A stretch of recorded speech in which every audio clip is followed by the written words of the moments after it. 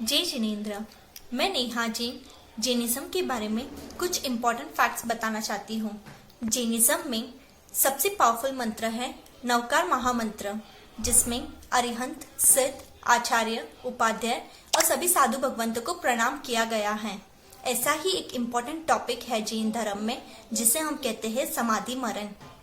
जीवन के इस सफर में हम अपने प्राणों के लिए बहुत कुछ करते हैं, लेकिन जब मृत्यु आती है तो हम सब डर जाते हैं।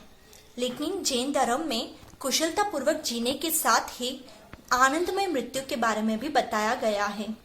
संसार में प्रत्येक प्राणी अपने जीवन को पसंद करता है। मनुष्य ही नहीं बल्कि एक छोटी सी छोटी चींटी को भी अपने प्राण प्रिय होते हैं।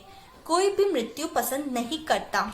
संसार का सबसे दुखद विषय है तो वह है मृत्यु, जिसके लिए हम सब संघर्ष करते हैं कि हमें कभी भी मृत्यु ना आए। इस जैनिज्म में समाधि मरण के ऊपर एक बहुत ही खूबसूरत लाइन लिखी गई है। जेनु मृत्यु सुधरियो, मृत्यु समाधिमय बनियो, एनु जीवन सफल थायो। इसके बारे में आज हम बताएंगे कि समाधिमय क्या होता है, समाधि मरण किसे कहते हैं और जैन धर्म में समाधि मरण को महोत्सव क्यों बताया गया है। जब एक आत्मा शरीर में रहती है तो उस शरीर को, जब हम पुराने वस्त्र की भांति वह शरीर पुराना हो जाता है, जब उस आत्मा के कर्म पूरे हो जाते हैं, तब वो उस देह को त्याग करके एक दूसरे शरीर में प्रवेश करती है।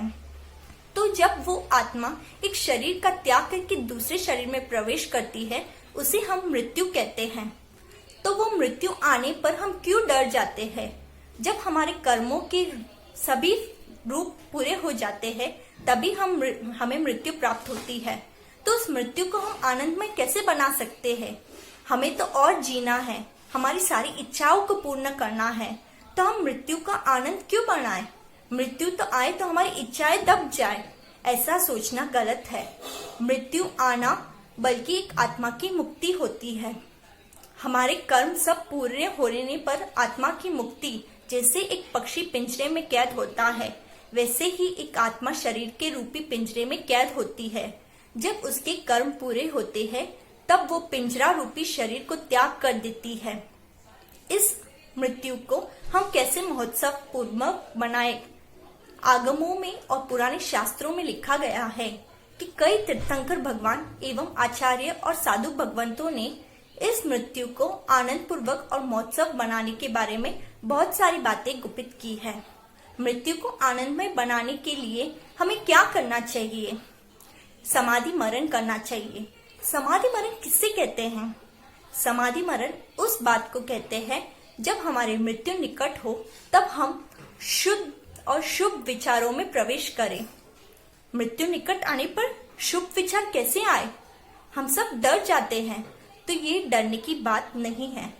मृत्यु आने पर प्रभु का ध्यान करें एवं अपने जीवन से जुड़ी हुई अच्छी बातों को याद करें, अपने किए हुए कर्मों का पश्चाताप करें और अपनी मृत्यु का स्वागत करना चाहिए। कई लोग कहते हैं, क्या आत्महत्या समाधि मरण है?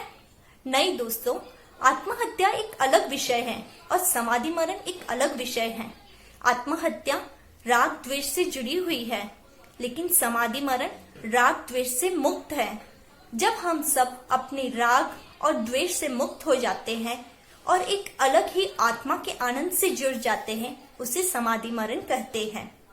तो हम जब अपने जीवन में उस आनंद और समाधि मरण का स्वागत करें, तो ही हमारी मृत्यु सफल होगी।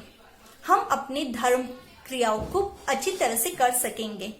अगर हम मृत्यु से डरते रहेंगे तो हमारे जीवन में कई सारे कठिनाई मोड़ पर हम यही सोचते रहेंगे, अगर मुझे मृत्यु आ गई तो मेरे परिवार का ध्यान कौन रखेगा?